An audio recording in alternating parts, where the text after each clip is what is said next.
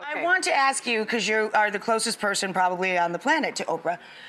Everybody was buzzing after the Golden Globes. Would she run for president? I think she would be a cabinet member. I don't know about a president. What do you think? First of all, that was the most riveting speech I've ever seen in my life. It was. I agree. So I knew Rachel was going to be a good speech, just when she was reading it for time. Oh, it was amazing. But when she got up in front of that crowd, it was a very different, she looked different, she sounded differently. And I think she took it to another level. But she didn't do that speech thinking, I'm thinking about running for president or I'm hoping to run for president.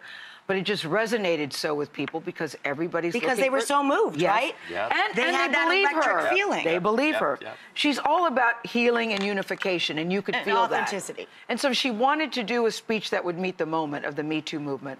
And she wanted to, her whole thing was, I don't want to disappoint, I don't want to let anybody down. And she certainly did that. She absolutely didn't let anybody down. They got them on there. Every man, Gary Oldman was one of the first to stand up for her. Yeah. I saw that the men were the first to rise for her, and I loved that. When Gary Oldman started, I'm going to cry. I'm getting flushed, and I'm almost going to cry again.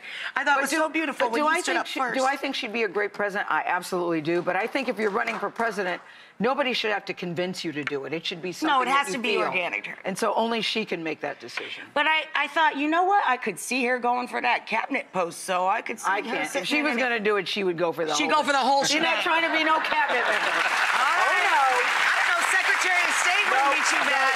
No, she's going to go for the big chair. No, if she did something, it would be that. And then White House parties will be fun.